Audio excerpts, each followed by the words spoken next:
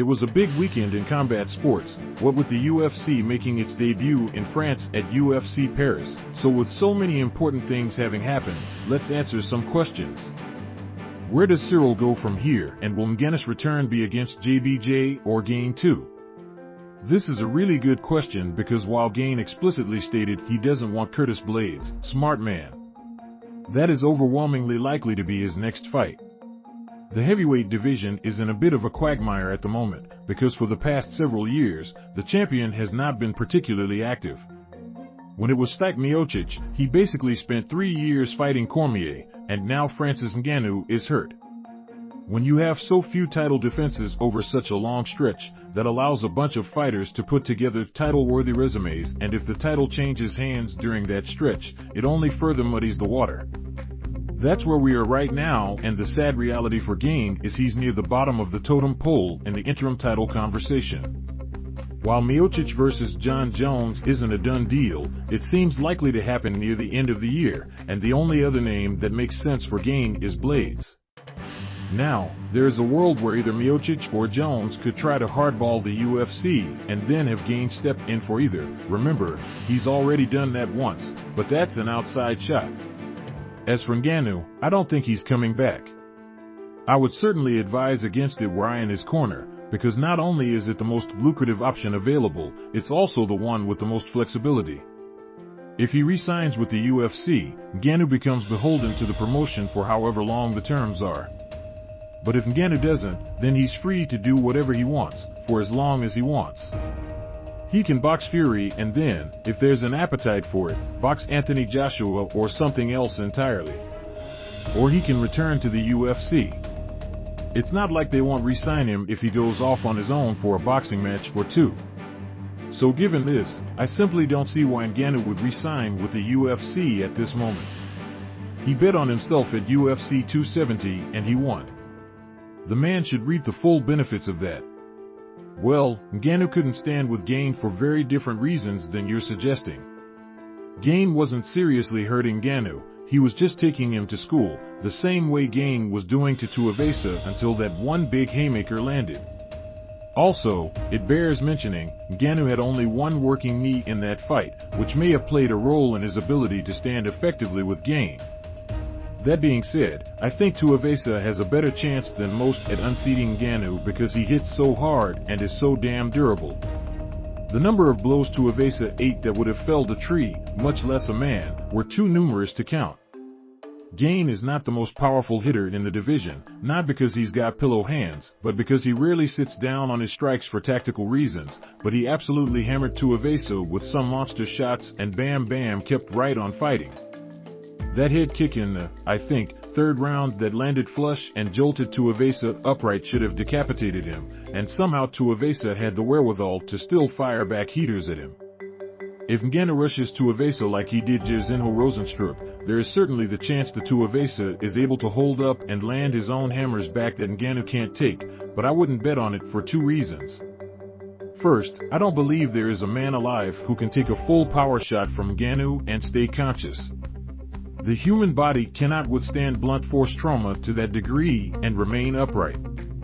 So if Ngannou lands on Tuivasa, that's ball game.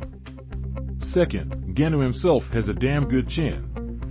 The champ hasn't had to eat too many big shots in his career, but you can go watch his first fight with Miocic and know this man is tough as hell, because Miocic hits hard and he couldn't get an entirely gassed Ngannou out of there. That gives me pause in thinking Tuivasa could do it, and in the end that's what cost Bam Bam against Gane. In the pre-fight build-up, Tuivasa said if I dink him, I sink him, but that wasn't true. Tuivasa landed as well as he could have hoped on Gane, and while Gane was in a world of danger, he held up and overcame. That's the dynamic here. Tuivasa has no margin for error, where Ngannou has some. At least, that's how I see it. Do you think Tuivasa hit his peak here? Gane had a great game plan, showed excellent toughness getting back up after the big shot and then eviscerated Tai. I don't think Tai holds up against Blaydes, Miocic, Pavlovich or Aspinall. No, which is a change from my earlier position. Heading into UFC Paris, I was vocal in thinking that the clock was about to strike midnight on Tuivasa's Cinderella run, and while it ultimately did, he showed me enough in this fight to believe that while he may not actually be a top 5 heavyweight, he's not far off. To be a successful MMA heavyweight, you need 3 things: durability, athleticism, and power. These things are important for any weight class, but you can be a good fighter without one of them in other weight classes. At heavyweight, you need all 3 or you're cannon fodder. Tuivasa has them all, which puts him in a great position, especially since he's only 29 years old. If Tuivasa can continue to add wrinkles to his game, he probably will be a guy who hangs around near the top of the division for some time, especially since he's already a fan favorite, which goes a long way in the favorable matchmaking department. That being said, at this moment in time I don't think Tuivasa is a top 5 heavyweight, but he is firmly in the top 10. I would pick Ngannou, Gane, Miocic, Blaydes, and Tom Aspinall all to beat him, and probably even the 2 Alexanders, Volkov and Romanov. But he's got a much higher ceiling than I previously thought. Where does Whittaker go from here? Man, that Bobby Knuckles is pretty good, huh? Whittaker broke Marvin Vettori at UFC Paris, which maybe wasn't a huge surprise to some, but really took me aback. Vettori is not the best fighter in the world, but he's an absolute hammer, and even Ciryl Gane didn't take the will to fight out of him. The problem is, Whittaker is now firmly in the dreaded Rich Franklin zone, the limbo of MMA. Actually, Whittaker is arguably in an even worse spot than Franklin was, because at least Franklin could occupy himself with interesting super fights or catchweight bouts, but there aren't really many of those available to Whittaker. Truth is, Whittaker is sort of just stuck for the moment, but fortunately, it won't be for long. Alex Pereira has a decent chance to unseat Adesanya and claim the middleweight title. If that happens, Whittaker is first up for a title shot. I know kickboxing is not MMA, but given the promotion for that fight is entirely about Pereira beating Adesanya twice, it's hard to see them giving Izzy an immediate rematch if he gets bolted. He could find himself as the middleweight champion by as early as next spring. Even if Pereira loses, Whittaker still might have a shot at the title by next year, because Adesanya isn't long for 185. He's already said he wants to move up to 205, and if he beats Pereira, I think he does it.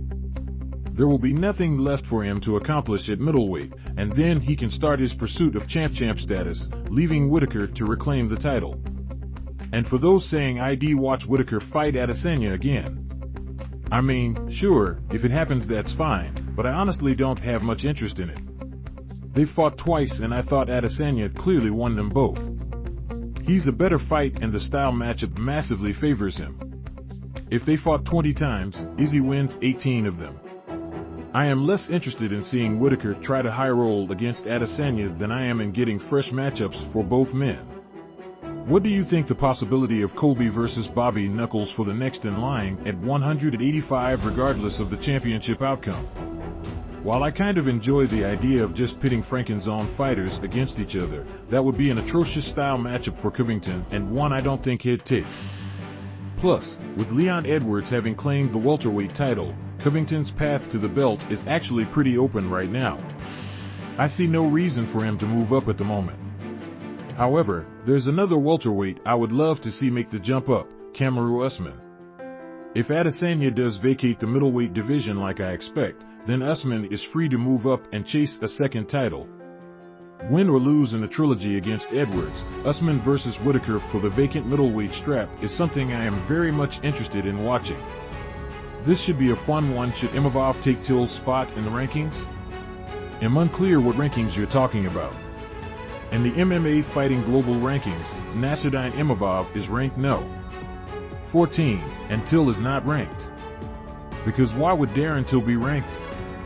He hasn't won a fight since 2019, a split decision over Kelvin Gastelum, who has also won one fight in the past 4 years. Like with Conor McGregor, having Till ranked is entirely indefensible, and any rankings that do so are obviously hogwash. How does the UFC Paris crowd stack up historically to other international crowds?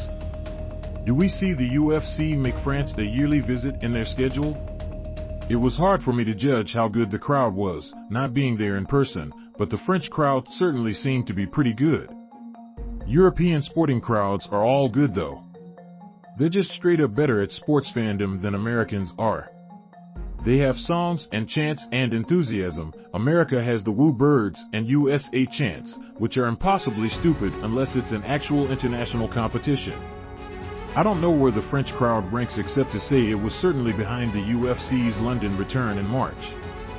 That crowd was one of the best crowds I've ever seen for a UFC event, so they're tough to top. But France definitely held its own, and I would be stunned if the UFC didn't make this a year stop. One non-UFC Paris question that's for you to determine. Though I should have worded it, which European country that has not yet produced a UFC champion becomes the next one to do so? Khamzat Chimaev should claim the welterweight title sometime next year. Thanks for reading, and thank you for everyone who sent in tweets. Do you have any burning questions about things at least somewhat related to combat sports? Doesn't matter if they're topical or insane. Send them to me, and I'll answer the ones I like the most.